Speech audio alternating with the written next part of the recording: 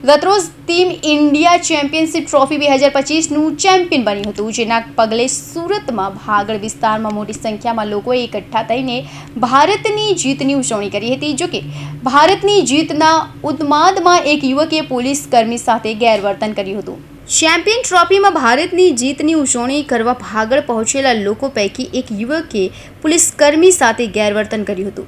પોલીસે ઉજવણીના રંગમાં ભંગ ન પડે તે માટે કોઈ પગલાં લીધા ન હતા, પરંતુ આજે એ યુવકને પોલીસ સાથે ગેરવર્તન બદલ પોલીસ સ્ટેશન લાવવામાં આવ્યો હતો, જ્યાં યુવકે પોતે કરેલી ભૂલ બદલ માફી માંગી હતી અને લોકોને અપીલ કરી હતી કે પોલીસની કામગીરીમાં દખલ ન કરે અને ગેરવર્તન પણ ન કરે। મારું નામ મુસ્તફા સિદ્દીક મતરાવાલા છે।